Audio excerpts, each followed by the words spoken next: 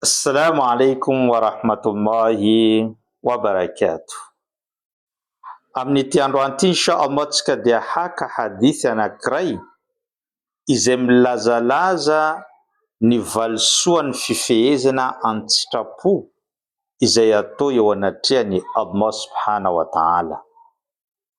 Miteny mpaminany sallallahu alayhi wa sallama amin'ny hadith marim-pototra manao hoe: man sama yawman fi sabilillah ba'ada Allahu an wajhihi an-nara 70 kharifa. Nizaniza hoy mpaminany sallallahu alayhi wa sallama mifehy an-tsitrapo sunna fitadiavana valisoa avy amin'ny Allah, de izany olona izany ankalaviriny Allah ny tavany, ny tarehiny, ny vatany ray manontolo amin'ny afobe 70 taona. Fanontaniana mipetraka amin'ny tsirairay, raha ohatra ka zay no valisoa azon'ny olona mifehy an-tsitrapo sunna, de mba azonao sary an-tsaina ve ho mety ohatriny ahoana ny valisoa azontsika eo amin'ny mpanatanterana ny fifehezana amin'ny volana Ramadan?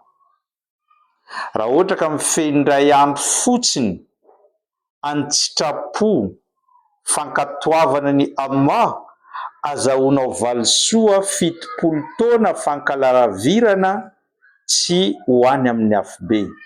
De mba ahoana ny fifehezantsika amin'ny volana Ramadan izay obligatoire, andro feno fahasoavana, volana manana ny maha izy azy, volana be fahasoavana, de mba ohatriny ahoana mety ho valisoa azontsika amin'izany?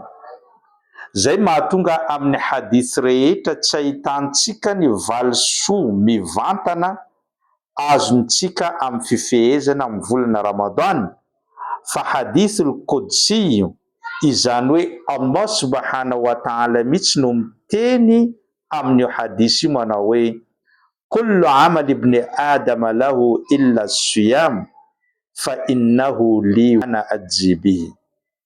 Hoy Allah, ny asa fanompona rehetra ataon'ny zanaky Adama, ataon'ny olombelona rehetra dia azy ary efa fantatra avokoa ny valisoa mety ho azony, afa-tsy ny fifehezana amin'ny volana Ramadan irery ihany.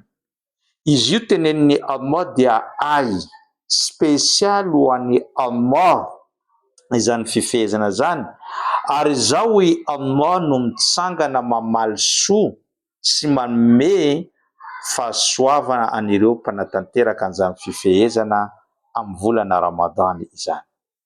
Enointsika tsara izany teny zany, tsy olombelona, tsy iza iza, fa Allah no hitsangana hanatanteraka hanome ny valisoanao amin'ny andro farany. Mba alaivo sara an-tsaina nao ao amin'ny paradisa, tonga Allah hanome surprise ny valisoa amin'ny fifehezana zay nataonao teto ambony tany nandritry ny volana Ramadan. Moa ve tsy fahasoavana lehibe zany? Moa ve efa mba nieritreretinao zany?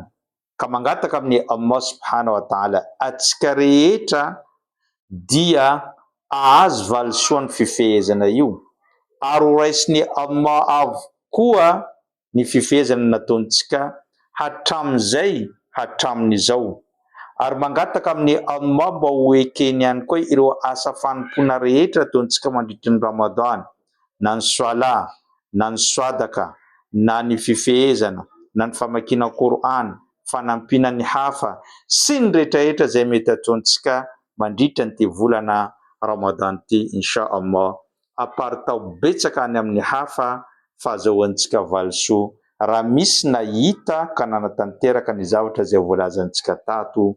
Wassalamu alaikum wa rahmatullahi wa barakatuh.